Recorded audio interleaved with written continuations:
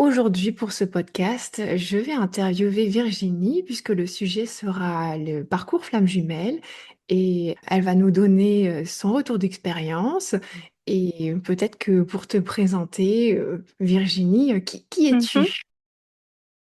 Qui je suis? Eh bien, je suis Virginie. Je suis une maman divorcée, maman de trois enfants, et je suis thérapeute depuis une dizaine d'années maintenant. Quel genre de thérapie est-ce que tu fais? Tu pourrais nous en parler? Oui, bien sûr. J'ai commencé il y a plus de 10 ans en arrière, peut-être même 11 maintenant, je ne sais plus trop. J'ai arrêté de compter. Sur une technique proche de la médecine traditionnelle chinoise. Donc, on travaille sur les points d'acupuncture. Et je suis également énergéticienne et naturopraticienne. Donc, j'ai plusieurs casquettes à enfiler, on va dire. Ça Mhm. fait un petit moment que tu es dans les soins. Concernant ton parcours flamme jumelle, à partir de quand est-ce que tu t'es rendu compte que tu étais dans ce parcours initiatique de ton côté? Alors, c'est un peu particulier. Les parcours ont finalement tous un petit peu la même trajectoire, on va dire, mais il y a des petites nuances, des différences entre les parcours. Et le mien aurait pu être à l'époque considéré comme un peu atypique. Ça fait plus de 5 ans maintenant que j'ai donc rencontré mon partenaire de jeu, si je puis parler comme ça. Mais j'ai su avant de le rencontrer que j'étais sur ce parcours-là. Autant dire qu'à l'époque, moi je suis de la génération X, hein, donc je ne suis pas toute jeune. Le parcours de flammes jumelles, les flammes jumelles, tous ces trucs-là, je n'y connaissais rien, je ne savais même pas que ça existait. Je n'avais même jamais de ma vie consulté, pour te dire, un astrologue, un voyant ou un médium. C'était un univers qui m'était totalement étranger. Et puis, bah, tout ça est arrivé bah, un peu tout en même temps, j'ai envie de te dire, suite en fait à la séparation avec mon ex-mari. Ça a été un petit peu le début de la descente aux enfers, si je puis dire. Voilà, donc ça fait un peu plus de 5 ans que je suis sur le parcours dit de flamme jumelle, mais j'ai su avant que j'étais dessus parce que j'ai consulté une médium, mais aucun rapport avec le parcours à l'époque en fait. Je voulais juste des infos sur ma vie de famille, ce qui m'arrivait, je comprenais pas ce que je traversais et c'est elle qui m'a dit au détour d'une conversation, mais en fait c'est normal, tu es sur ce parcours. Évidemment, je ne savais pas de quoi elle me parlait, donc il a fallu que je fasse quelques recherches après. D'accord. Comment est-ce que tu t'es rendu compte que c'était quelque chose d'atypique qui sortait du cadre des relations classiques, on va dire? Ce qui m'a le plus interpellée, on va dire que c'est ce sentiment que j'ai eu quand j'ai rencontré cette personne. Déjà, en tout premier lieu, de ne pas avoir eu au premier contact cette espèce de notion du waouh, il me plaît ou elle me plaît, comme ça peut être le cas dans la plupart des relations. Pour être tout à fait honnête, mais je me souviens, je l'ai vu arriver, je me suis dit, bof, quoi. C'était pas du tout. Alors, j'ai pas de style en particulier, mais bon, il y avait rien qui pouvait m'amener à penser que. Et en fait, très rapidement, je sais pas, il y a eu cette espèce de. Les mots, des fois, ne suffisent pas à expliquer exactement ce qu'on a ressenti ou ce qu'on a éprouvé. Il y a eu un regard, il y a eu. Je sais pas, ça passe au-delà en fait de la mentalisation et puis bah, ce qui a été pour moi vraiment ce moment de me dire mais qu'est-ce qui m'arrive, mais je suis complètement folle, mais je pense que tous les chasers à un moment donné se disent la même chose, je suis folle, je suis bonne à enfermer ou je suis bon à enfermer. C'est le moment où on arrive dans la nuit noire de l'âme et l'état dans lequel on est et les réactions que l'on a qui sont incompréhensibles, qu'on n'a jamais eues avant. Enfin, voilà, c'est vraiment à ce moment-là que je me suis dit, ah purée, pour ne pas dire autre chose, je me suis dit, non, là, là, qu'est-ce qui se passe, quoi? Qu'est-ce qui se passe? Et là, j'ai compris. Ah, c'est très intéressant parce que ton parcours, il ressemble un petit peu au mien, c'est-à-dire que Mhm. et de mon côté, j'ai aussi été avertie 3 ans avant Ouais, euh, c'est ça. que, Mhm. en fait, on m'a pas dit flamme jumelle, on m'a dit quelqu'un qui te correspondra. Alors, tu vois, c'est super vague, mais Mhm. voilà, c'était un vieux guérisseur indien, voilà. Et D'accord. il avait pas les termes, si tu veux, et Ouais, j'étais ouais. déjà dans les soins aussi depuis un Mhm. certain temps. les parcours ont un peu la même trame, mais moi je sais qu'il y a 5 ans, mon parcours était considéré comme atypique, et donc le tien aussi, a priori, parce que c'était pas dans la logique de ce qu'on entend beaucoup, c'est-à-dire je rencontre cette personne, il y a quelque chose qui se passe, ça remet toute ma vie en question. Moi j'avais commencé ça avant, en fait, j'avais commencé ça avant, et il se trouve que cette médium que j'ai contacté. C'était en 2020, donc plus d'un an. Alors, ouais, plus d'un an avant de rencontrer donc mon binôme. En fait, et je ne le savais pas à l'époque, est elle-même flamme jumelle. Ce qui fait que quand elle a lu mon thème, donc sur, comme je te disais, tout à fait autre chose. Là, moi, j'étais vraiment sur des questions de séparation et qu'est-ce qui se passe et pourquoi et comment ça va se passer. Et en fin de session, toute fin de session, voilà, elle me jette ça un peu comme on balance.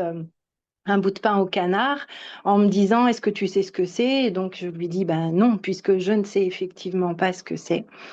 Et elle me dit, écoute, je n'ai pas le temps de t'expliquer parce qu'effectivement, il aurait fallu des heures d'entretien pour qu'on puisse faire le tour de la question et c'était pas le but de la consultation. Mais du coup, c'est après coup que je me suis renseignée, que j'ai été chercher des infos et je ne te cache pas que quand j'ai vu en quoi ça consistait, il y a 5 ans, on n'avait pas tout à fait les mêmes infos qu'aujourd'hui.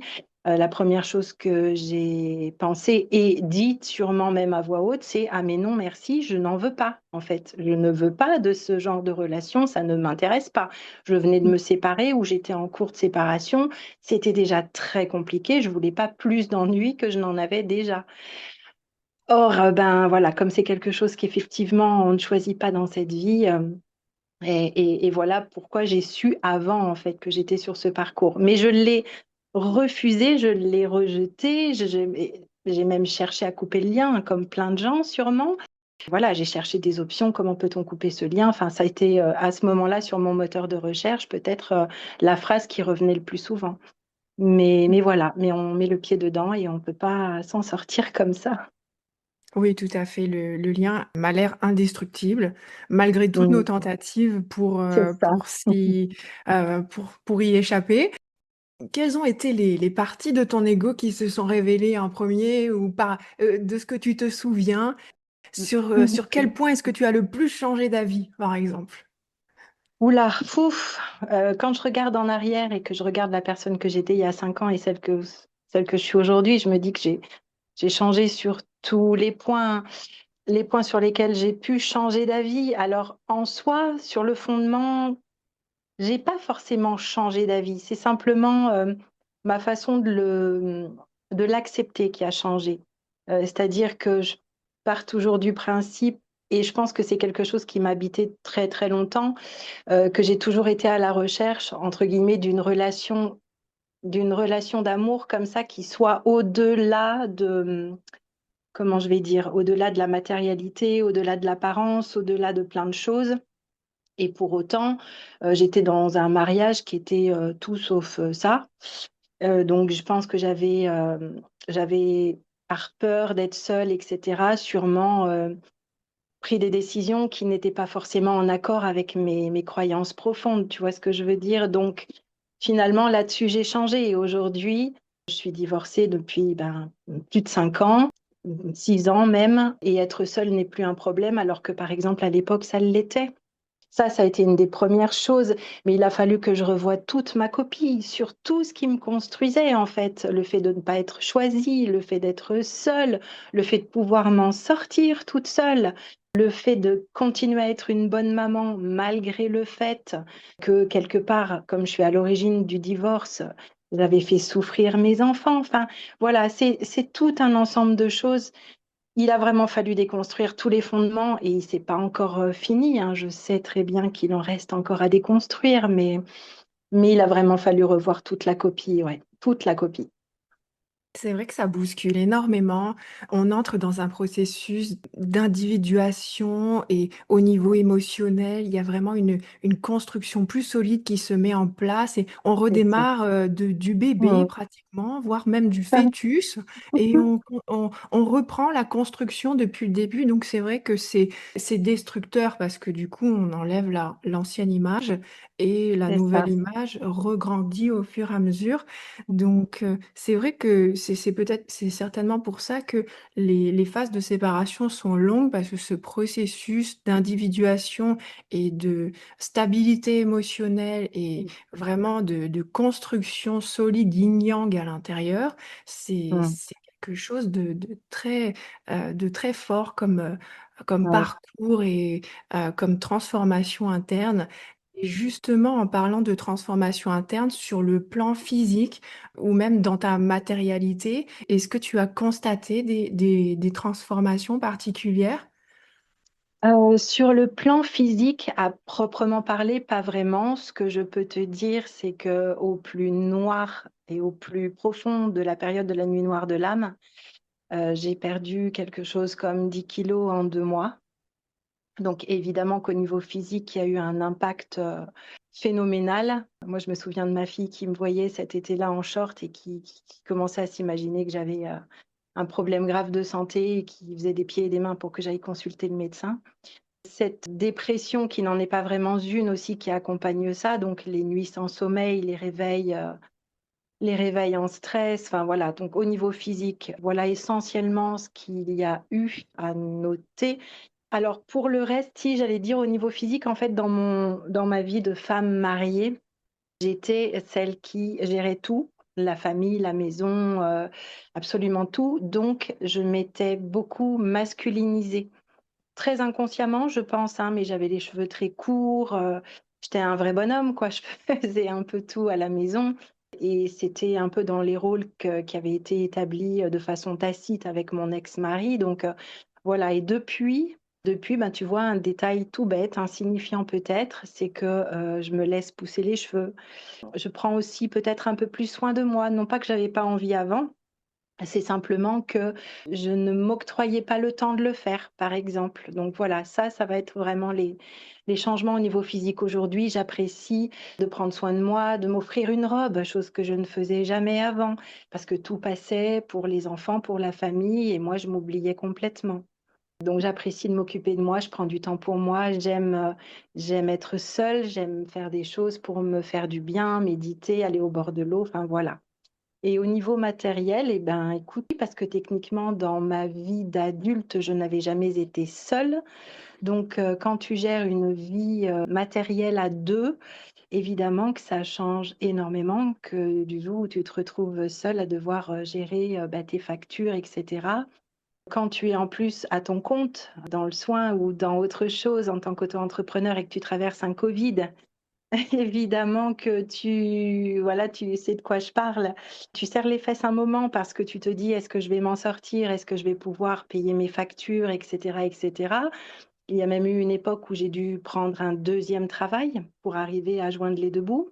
Voilà, comme plein de gens sûrement, hein, mais c'est pas pour, me victimiser, mais c'est pour dire que voilà, ça a été vraiment des changements, mais aujourd'hui, je suis bien installée, j'ai ma maison, je viens de partir en vacances, comme on en parlait, juste avant le début de l'entretien.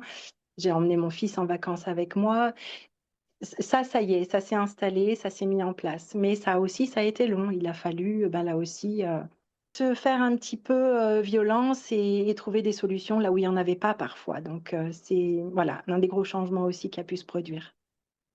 Oui, c'est vrai qu'au niveau de la matière, il y a des choses qui viennent. C'est Ah bah oui. intéressant ce que tu disais sur la manière de fonctionner émotionnellement quand on est à deux. Enfin, maintenant, c'est une ancienne image, mais c'est vrai que c'est très présent chez la femme qui prend la responsabilité de la charge émotionnelle, voire la charge mentale du foyer, du couple. Et voilà, son yang est externalisé, il n'est pas tourné vers elle. Et là, ce qui se passe grâce au parcours initiatique et certainement grâce à d'autres connexions aussi qu'on a eues par le passé, c'est que on retrouve cette souveraineté et le yang redevient dirigé vers soi et il se met au service de notre féminité. C'est ça et c'est intéressant ce que tu dis, mais tu dis un ancien schéma, aujourd'hui oui, mais du coup et c'est là où c'est compliqué peut-être, un peu plus pour, l'ancienne génération dont je fais partie, que pour la nouvelle. C'est qu'on est justement on a été programmés, hein, nous, pour être dans une vie, dans un schéma de vie qu'on n'avait pas forcément choisi, mais auquel on ne s'est pas opposé du tout parce qu'on était vraiment dans ce schéma-là, c'est-à-dire tu fais tes études, tu as ton diplôme, tu travailles, tu te maries, tu as des enfants, une voiture, une maison, un chien, enfin je schématise un petit peu, mais c'est complètement ça. Et toute la difficulté pour les personnes, je pense, qui se reconnaîtront de cette génération-là, c'est qu'on était sur ce schéma-là un peu par obligation, mais sans même s'être posé la question de savoir si on pouvait ou non en sortir en réalité. Et il y a effectivement, et moi je le vois du coup dans mon accompagnement et dans mes soins, toutes ces personnes qui ont entre, on va dire, 45 et 55 ans, qui font vraiment partie de cette génération-là, qui se réveillent de façon plus ou moins brutale en se disant, mais en fait, qu'est-ce que je fais? Qu'est-ce que j'ai fait pour moi dans ma vie et où est-ce que j'en suis? Et c'est toute la difficulté, je le trouve, moi, en tout cas, moi, c'est comme ça que je l'ai vécu, d'arriver à dire, j'étais sur ce schéma-là, mais finalement, il faut que je déconstruise absolument tout. C'est peut-être ce qui aide un peu les plus jeunes, c'est de se dire qu'eux n'ont pas forcément construit sur cet ancien modèle, et tant mieux, parce que c'est plus facile de construire quelque chose sur un nouveau modèle que de déconstruire tout pour reconstruire autre chose derrière. Mais quoi qu'il en soit, le parcours de Flamme Jumelle, il a cet effet-là de total raz-de-marée. Moi, j'ai souvent évoqué le terme de tsunami quand je parlais du parcours de Flamme Jumelle, parce que c'est à peu près ça, en fait, cette vague qui arrive, qui détruit absolument tout, qui emmène tout avec elle, et on se retrouve voilà, comme un rond de flanc après, en se disant, mais qu'est-ce que je fais maintenant avec tout ça, quoi. Oui, c'est vrai, toutes les constructions erronées, sociétales, les attentes extérieures, et puis c'est vrai, cet engouement du groupe qui nous impose une vision du bonheur, et donc Mm. on coche toutes les cases, et ça y est, on est un être humain accompli, on a C'est coché toutes ça. les cases, et parfois on a besoin de cocher les cases pour se rendre compte d'eux, C'est ça. mais c'est aussi présent dans notre ADN, c'est-à-dire que ça, c'est réveillé par la cohabitation avec les parents, les frères et sœurs. Et puis dans Mm. les premières relations, c'est quelque chose qui se réveille naturellement, cette espèce de construction implicite. Et oui, c'est très dur à déconstruire parce que on dirait que c'est dans l'ADN, que c'est dans notre système nerveux, il y a quelque Mhm. chose. Mhm. C'est très lourd à changer. Et puis c'est le poids du transgénérationnel. C'est vrai que les anciens, hein, moi, si je vois les générations d'avant, bon, ils pouvaient éventuellement être malheureux, le savoir pertinemment, y penser, mais ne pas oser, ne pas réussir à sortir de ces schémas-là. J'ai eu des conversations avec ma propre mère qui me disait, nous, à l'époque, on y pensait, mais on ne le faisait pas. Ça symbolise vraiment tout à fait l'ancien système et le nouveau. Et c'est vrai que toute la difficulté, c'est d'arriver à s'éjecter de ces cases précochées, là, qu'on n'a pas forcément envie de continuer de cocher et d'arriver à avancer sur un autre modèle, sur un autre schéma. Et quand on déconstruit, et l'avantage, si je puis dire, du parcours de Flamme Jumelle, c'est que ça oblige à faire le boulot, hein. C'est-à-dire que d'accord ou pas d'accord, prêt ou pas prêt, on y va, quoi. C'est-à-dire qu'à un moment donné, je pense que l'univers décide que c'est le moment et il n'y a rien à faire. On est embarqué dans la machine à laver et c'est parti, quoi. Ainsi que les saurages. Oui, c'est une machine à laver ou sinon, tu vois, je le visualise comme une descente en canoë-kayak et puis, Ouais. bah voilà, on est juste sur la barque. Je sais même pas si on a des rames et, Mm. et, C'est ça. et en gros, c'est ça. Je me demande où est le libre arbitre là-dedans. Je l'ignore. Ouais, Des fois, je me pose la question. je crois qu'on n'en a pas beaucoup. J'aimerais te demander, comme tu es dans les soins depuis un moment, peut-être que Mm, tu as développé des perceptions particulières. Est-ce que il y a eu des changements au niveau de tes perceptions qui t'ont mm, amené à les transposer peut-être à tes soins ou comment est-ce que tu vis les ouais. choses? Ouais, ça c'est une question hyper intéressante. Oui, effectivement, mais ça je l'avais déjà observé avant même toute cette histoire de parcours sacré, machin, etc. Je me rendais compte, en fait, non seulement que ma pratique changeait, je ne savais pas trop pourquoi, mais je sentais qu'il fallait que je fasse les choses de telle façon et pas de telle autre, ou que je continue mon soin avec un petit truc en plus, etc. Mais je ne savais pas du tout à l'époque pourquoi ça se passait comme ça. Et puis aussi, je me suis rendu compte qu'au fur et à mesure, en fait, les personnes qui venaient à moi changeaient et leurs demandes changeaient. Et c'était vraiment à mon insu. Et je me souviens même m'être fait cette remarque de me dire, tiens, mais c'est bizarre. J'ai de plus en plus de gens qui viennent pour ce genre de problématiques, etc. Souvent, les blessures, les 5 blessures de l'âme, tu vois un peu là, ça devenait un peu comme un gyrophare. C'est-à-dire, je les voyais arriver et puis boum, je me disais, oulala, encore un, encore une qui a une problématique là-dessus. Et puis, effectivement, ben, au fur et à mesure des années, puisque ça fait maintenant 11 ans que j'ai commencé à pratiquer, sont arrivées les perceptions pendant les séances, des flashs, des sensations que je ne savais pas du tout appréhender, hein, il y a 10 ans en arrière. Et je me disais, qu'est-ce que je fais? Est-ce que j'en parle? Est-ce que j'en parle pas? Enfin, c'est très, très compliqué parce qu'on ne sait jamais trop, bah, déjà, si on ne croit pas trop en soi déjà. Donc, une perception, c'est bien joli, ou un flash, c'est bien joli, mais qu'est-ce qui m'arrive? Est-ce que si je lui dis ça, est-ce qu'il va me prendre pour une folle ou pour voilà. Et ça, et puis j'ai envie de dire qu'aujourd'hui, ben oui, forcément, ça fait partie de mon quotidien. Je vais pas dire toutes mes séances, mais presque. J'ai des ressentis, je perçois plein de choses, je dis des choses qui laissent souvent les gens un peu perplexes parce qu'ils se disent, enfin, il n'y a pas longtemps, il y a un monsieur, il m'a regardé, son menton s'est mis à toucher la table, hein, tellement il était estomaqué par ce que j'étais en train de lui dire, mais j'ai pas forcément conscience que ce que je suis en train de dire, c'est quelque chose qui va aller chercher à une vérité très très profonde. En réalité, c'est ça mon problème aujourd'hui. Et puis, ça arrive aussi. Par exemple, la nuit, récemment, j'ai reçu une prière de protection en dormant de l'archange Michael. Enfin, ce sont des choses qu'il y a quelques années en arrière, enfin, on m'aurait parlé de ça, j'aurais dit, mais oui, bien sûr, qu'as-tu fumé, en fait?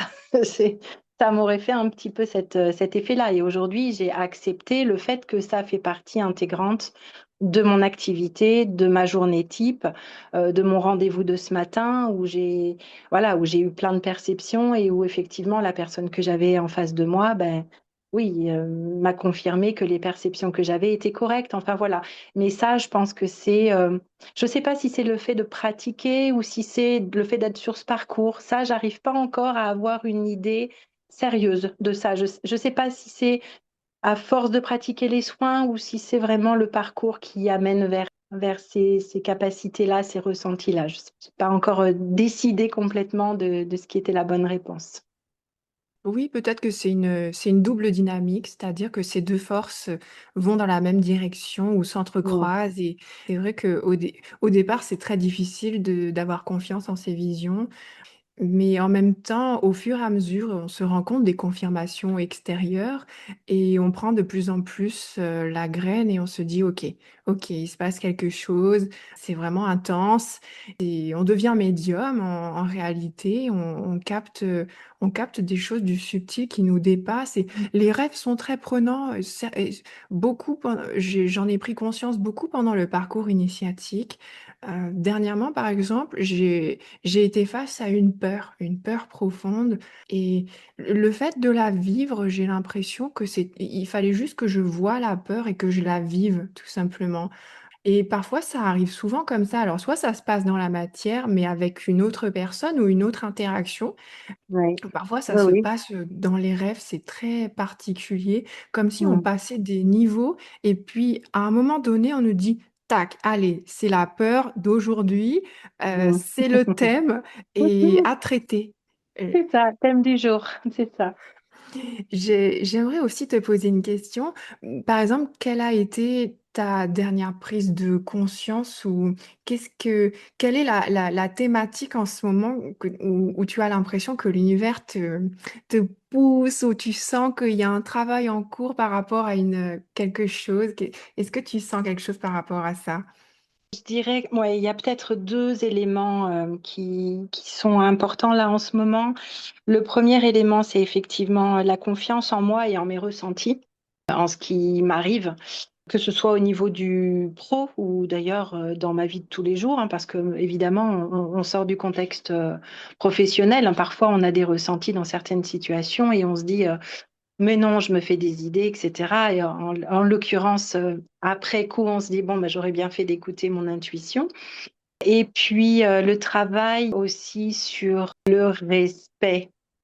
Je crois que c'est encore et toujours le respect de mes valeurs, le respect de moi, le respect de la personne que je suis aujourd'hui. J'assume pas encore forcément cette personne que je suis. Et dans mes relations éventuellement, ça peut, de toute façon, je crois que la blessure d'abandon, je crois que c'est l'histoire sans fin, ou la blessure de rejet peut-être aussi. Moi, je peux ne parler que de la blessure d'abandon, puisque c'est celle qui, moi, m'impacte et que je vis. Et je pense qu'on n'a jamais vraiment fini de la travailler, mais je vois toujours encore dans certains relationnels qu'elle vient être travaillée, que certaines personnes viennent me faire travailler ce choix du, mais en fait, si ça ne te convient pas, pars. Si ça ne te correspond pas, va-t'en. Et ça, c'est, je pense que ça sera peut-être le travail le plus long à faire durant ce parcours. Oui, c'est une blessure qui résonne encore beaucoup. C'est Mm. parmi les blessures les plus difficiles à traiter. Je la vois comme une sorte d'addiction en ce moment. Je la regarde comme si j'étais addict à la cigarette ou à l'alcool et je me dis, bah voilà, bah, on va compter les jours et on va faire en sorte de gérer ça comme une addiction parce que visiblement le Mais, corps est addict parce que on a compris des choses au niveau du mental.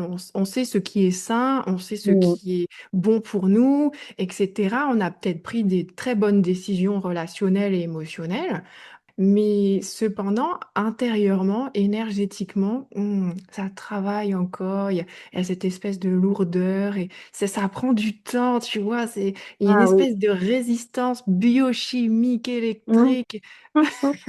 C'est ça. Et puis, ben, le temps que c'est pas réglé, je pense qu'on sera toujours confronté à des situations qui viendront nous remettre un petit peu ça sur le tapis. Jusqu'à ce que peut-être un jour, alors moi je finis par me dire y arriverai-je un jour, mais voilà, ou tant qu'on n'aura pas compris la leçon et accepté de dire immédiatement oui, bon non, je vois déjà dans quelle direction cette relation amicale ou amoureuse peut-être même part, ça ne me correspondra pas, je mets un stop tout de suite. Je pense que tant qu'on n'arrivera pas à ça, on sera toujours, voilà, on sera toujours rappelé à vivre de façon plus ou moins franche, ce genre de relationnel pour nous remettre encore une fois comme des tests, un peu, on pourrait appeler ça un peu des tests, hein, c'est tout, encore et toujours nous remettre face à cette situation pour vérifier si on a compris bien la leçon ou pas. Voilà. Et moi, je pense que ben, elle est bien comprise, mais elle n'est pas encore acquise. Mais tu sais quoi, Virginie, je suis très contente que tu aies trouvé le poste pour répondre à l'invitation du podcast parce que Ah, je trouve que au niveau de ta posture actuelle, il y a quelque chose de très mature, de très posé. C'est équilibré même dans ta voix. Je pense que ça va aider beaucoup de personnes de voir. c'est vraiment ce qui comptait le plus pour moi. J'ai beaucoup manqué de ce soutien au départ. Quand on regarde aujourd'hui toutes les vidéos qu'il y a, c'est vrai qu'on peut même s'y perdre, tant il y en a. Il y a 5, 6 ans en arrière, il y en avait beaucoup moins. Et ce qui tournait sur les réseaux, c'était pas toujours adapté, très clairement. Aujourd'hui, c'est vrai que quand je vois le nombre de vidéos qu'il y a, je me dis, mais tant mieux. Moi, j'aurais aimé recevoir cette aide il y a 5 ans quand j'étais au fond du gouffre, hein, littéralement à souffrir le martyr et à chercher, mais ce qui m'arrivait, pourquoi ça se passait comme ça. J'aurais aimé me raccrocher à quelque chose. Et moi, je te remercie parce que c'est important, ce genre de podcast, de donner la parole. Effectivement, moi, je te l'ai dit, j'ai pas l'habitude de m'exprimer déjà enfin, en public, de m'exprimer comme ça et encore moins sur le sujet flamme jumelle. C'est quelque chose dont je ne parle à personne. C'est très compliqué pour moi. On pourrait croire que je suis vachement à l'aise, mais c'est pas du tout le cas. Par contre, effectivement, beaucoup cherché, j'ai beaucoup lu, j'ai essayé de comprendre ce parcours pour pouvoir à peu près l'intégrer. Et c'est peut-être pour ça qu'aujourd'hui, je suis capable d'en parler de cette façon-là. Et c'est ce qui comptait le plus pour moi, c'était d'essayer d'aider au maximum les gens hommes et femmes, qui sont sur ce parcours et qui sont peut-être en galère encore aujourd'hui. Merci pour ce partage et vraiment, je comprends tout à fait cette pudeur par rapport au fait de pas forcément le dire à son entourage parce que ça serait pas compris C'est ou ça.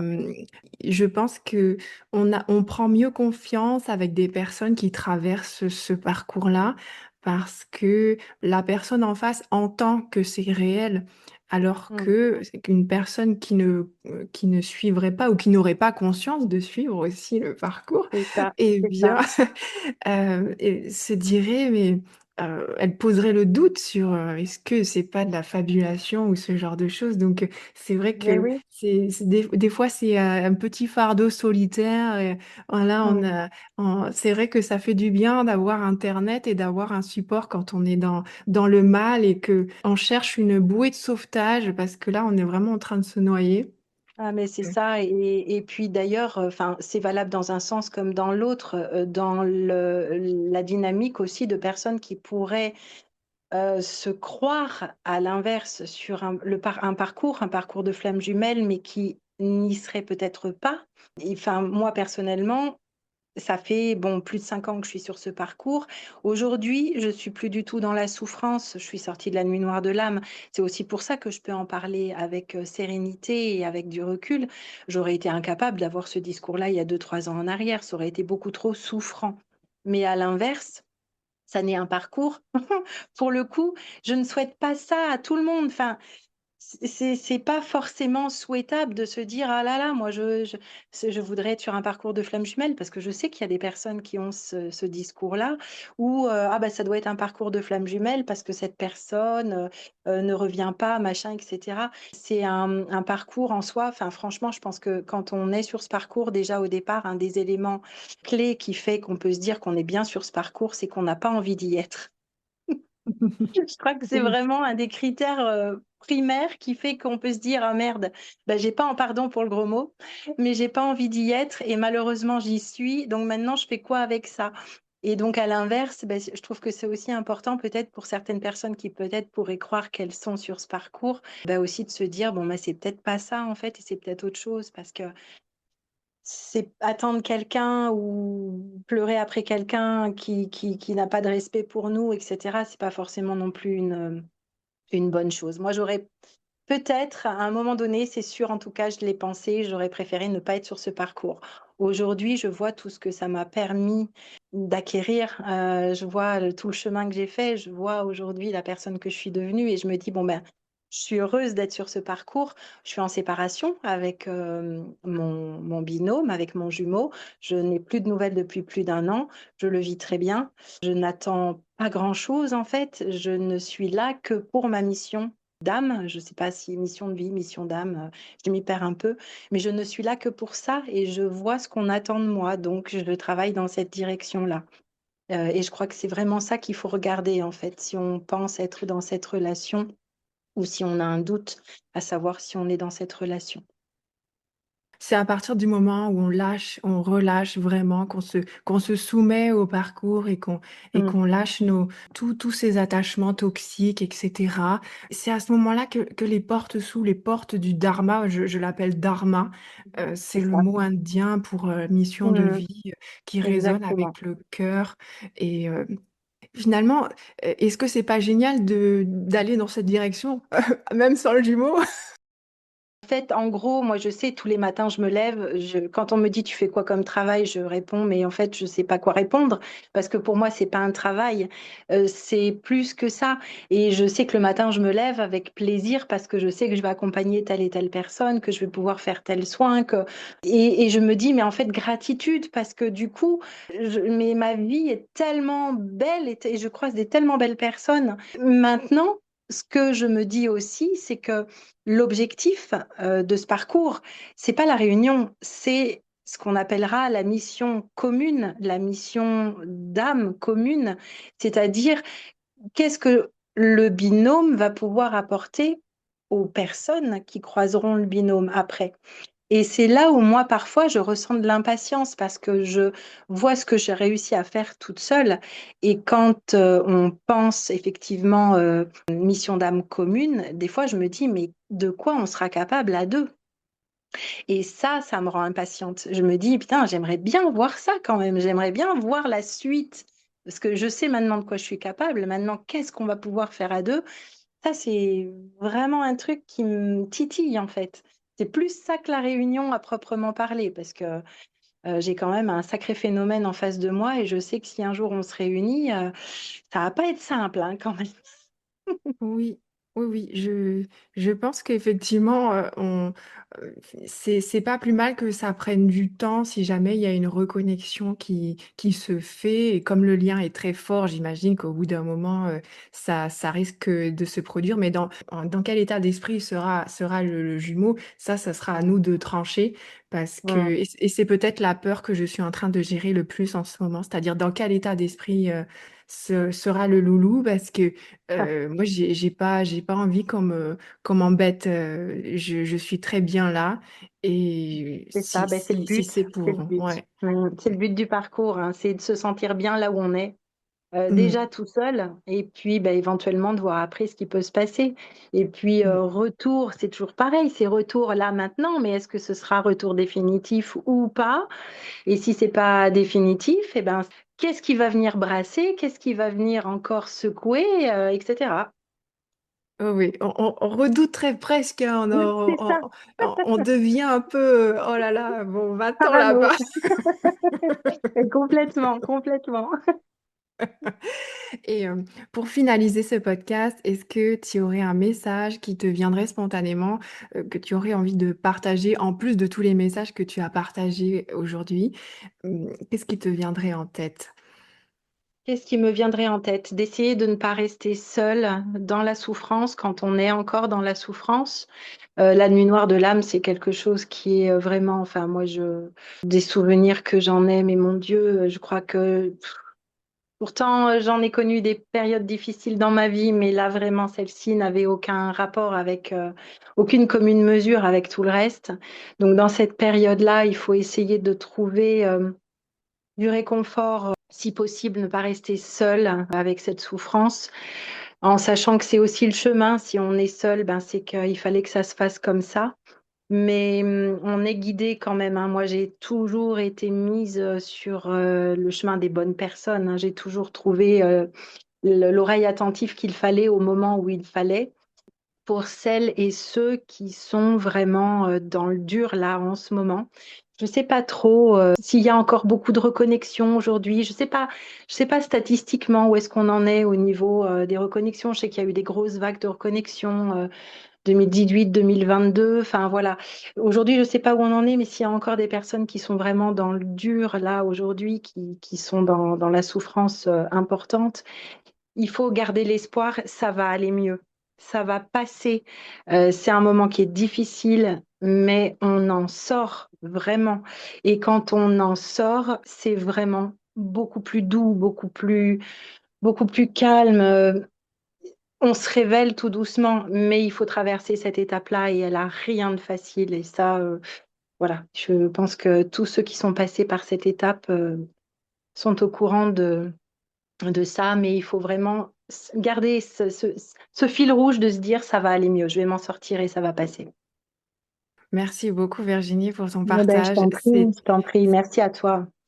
C'était vraiment hyper intéressant. Merci à tous ceux qui auront écouté ce podcast jusqu'au bout. N'oubliez pas de vous abonner, de partager, de commenter le podcast et retrouvez-moi pour des nouveaux podcasts sur les flammes jumelles éventuellement. Ou peut-être qu'un jour je lâcherai le sujet tellement j'aurai lâché prise. On verra. Je te le souhaite.